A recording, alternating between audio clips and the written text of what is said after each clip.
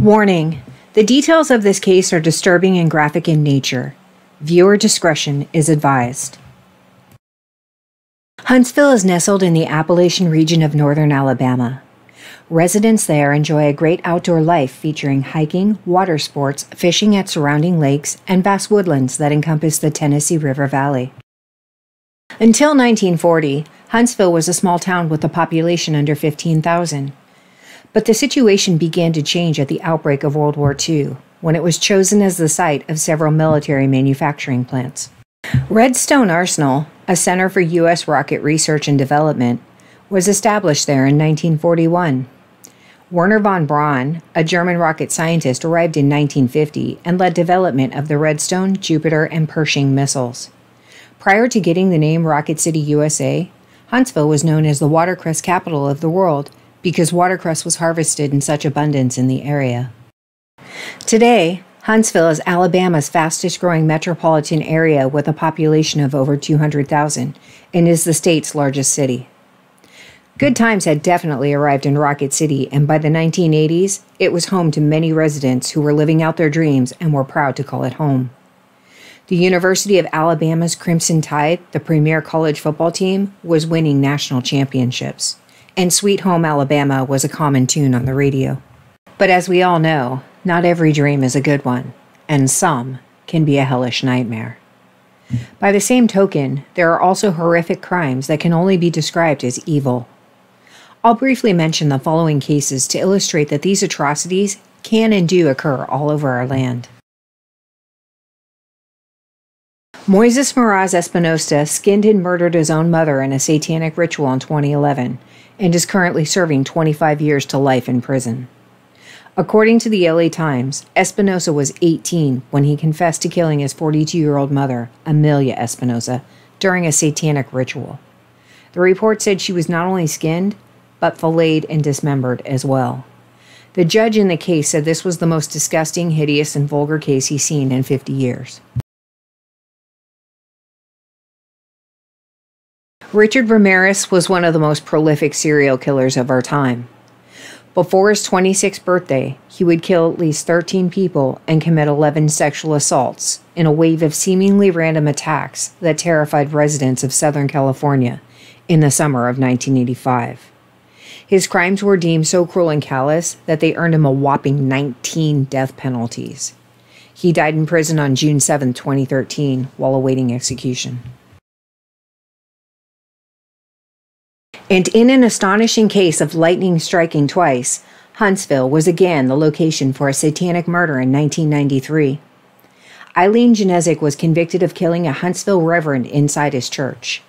She was arrested a week after the murder, and police said she was holding a satanic Bible at the time of the arrest. Her attorney, Mark McDaniel, said it was an unusual case to handle. She had a satanic songbook and a satanic Bible. It was very vulgar. But she would sit there and try to talk to the devil, talk to Lucifer during the trial, McDaniel said. After 40 years of practicing criminal law, McDaniel believes there is more to the world than meets the eye.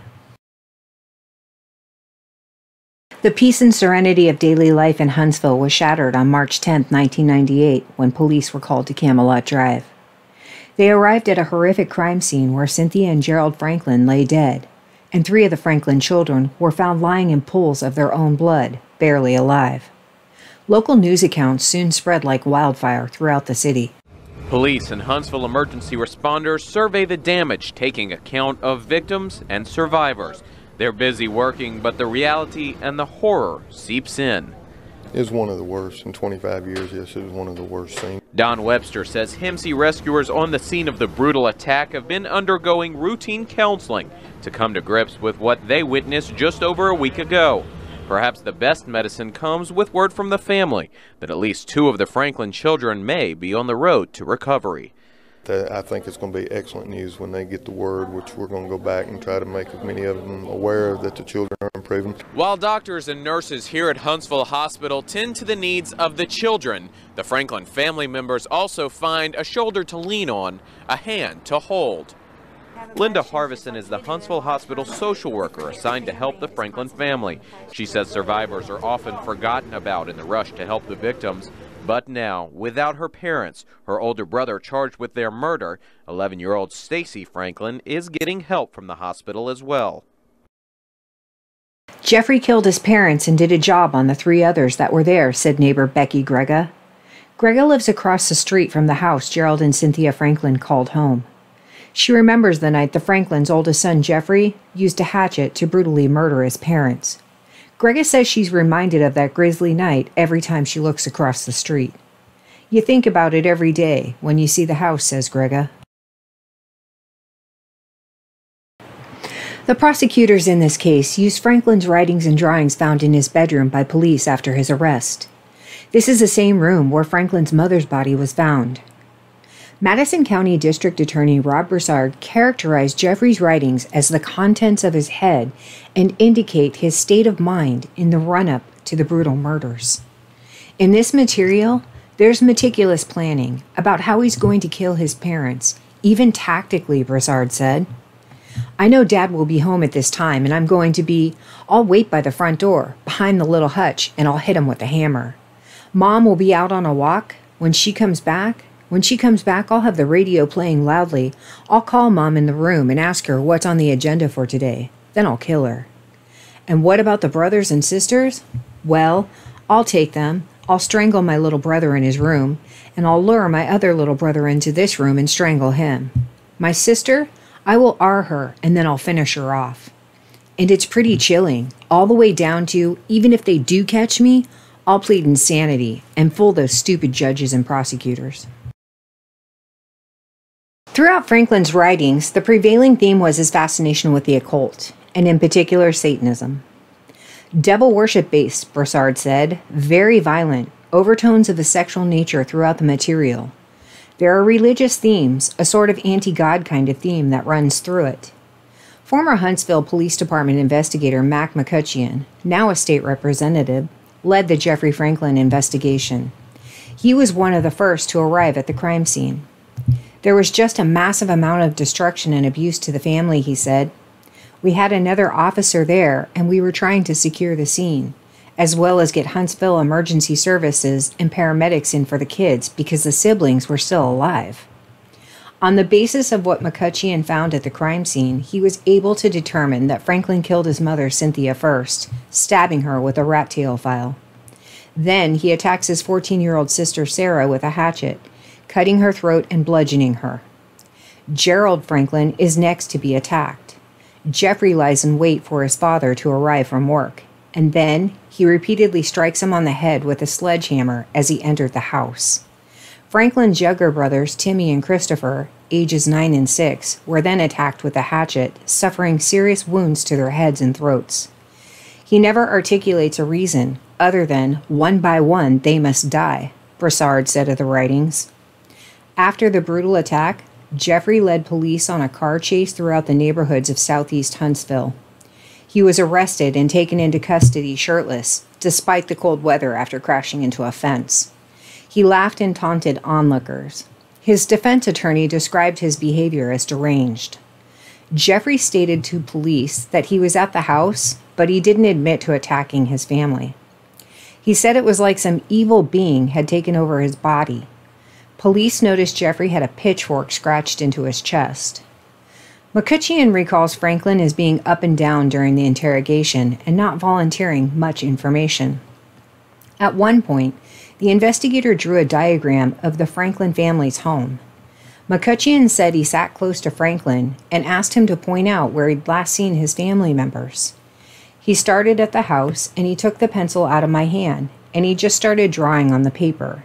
Just a circle all the way around the house, McCutcheon said. And just went around and around and around, and then at that point he put the pencil down. And that's when he got verbally abusive and stood up and shouted at me. That ended the interview.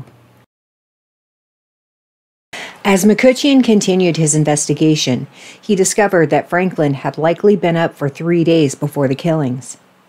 Franklin had also been part of a group of teens who were abusing the Ritalin they'd been prescribed. Franklin had been given Ritalin to help control an attention deficit problem, but his dosages had been increased a number of times, according to his attorney. Robert Tutton, Franklin's lawyer, said his client was abusing Ritalin, snorting multiple pills at a time. Franklin's mother suspected that Jeffrey was abusing the prescription and kept the pills in a lockbox. But Tutton said Franklin had figured out how to remove the pills and replace them with saccharin tablets without his mother noticing. A blood test taken 12 days after Jeffrey's arrest confirmed he had 10 times the normal dose of Ritalin in his bloodstream. According to Tutton, this was a major factor in the crime. Well, it pushed him into a total psychosis. He was crazy, Tutton said. District Attorney Broussard had a different take on Franklin's Ritalin argument. You hear Ritalin abuse that produced this horrible result, Broussard said, and I've pondered it for 25 years. I'll admit that certain substance abuse will exacerbate what is residing in somebody. He said it's not common to see drug abuse produce the results seen in the Franklin case. But I'll admit, I think it kind of greases the skids, so to speak, Broussard said. When somebody of that nature is amped up on something, it's a bad deal. It's a powder keg. Along with drug abuse, Franklin's writings point to a darker side McCutcheon described as Satanism. He was doing what Satan wanted him to do.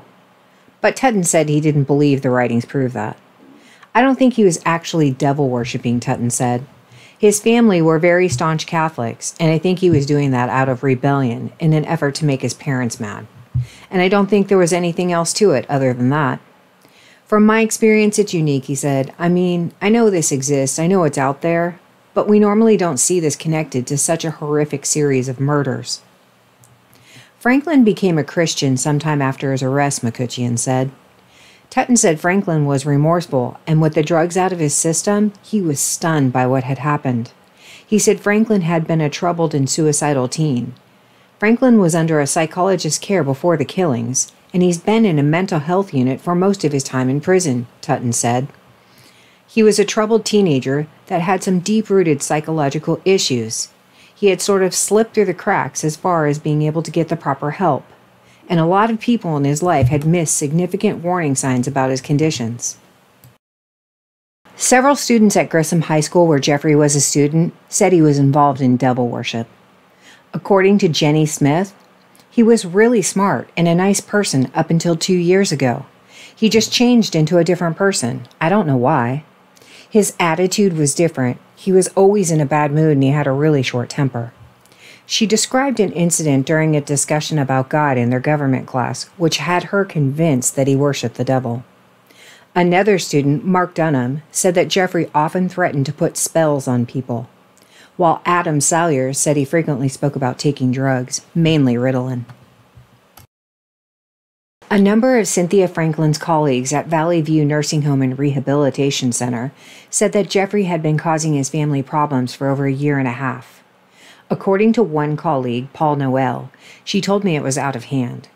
Cynthia told her concerned colleagues that a pastor had told her that Jeffrey was in a passing phase.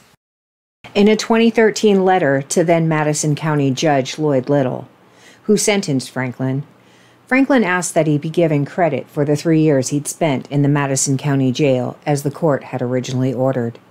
The credit would move up his parole hearing date, Franklin wrote. He added a postscript to the letter. I'm not really a bad man. I didn't mean to do what I did. It just happened.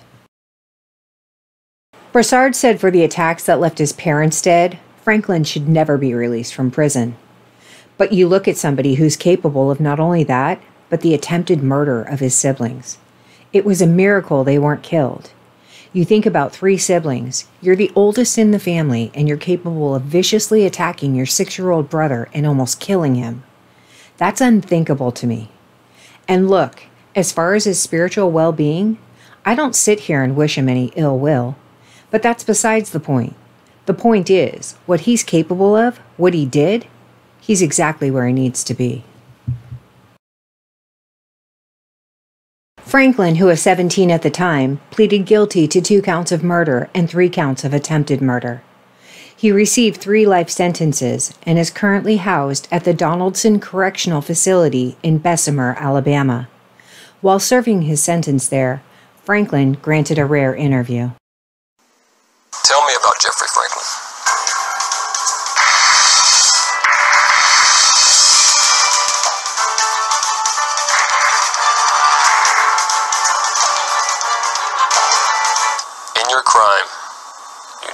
use a gun, a knife? Confirm what you used for me. I used a hatchet and a sledgehammer. So you knew right from wrong. It's just a matter of you listening to this music. When I was on the street and going through high school and stuff, I got involved in the occult, right? You know, actually satanic worship.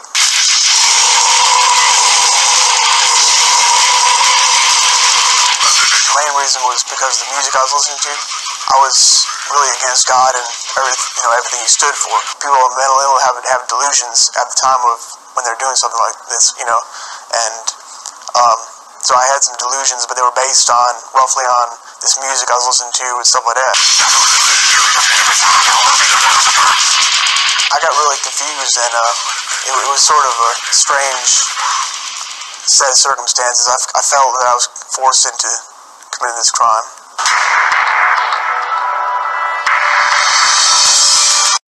Franklin was denied parole in September 2021 and will be eligible to apply again in 2026. What's your take? Could Jeffrey's parents and doctors have done anything more to identify the growing danger and prevent this tragic outcome? Do you think he should ever be released from prison? What role did Ritalin and Satanism play in the murders? And should these factors mitigate Franklin's actions? I'd love to hear your take on this case below in the comments section. Thanks for tuning in. I hope you enjoyed the video. If you would like to support the channel, consider buying me a coffee. The link is in the description box below. Take care, and I'll see you in the next one.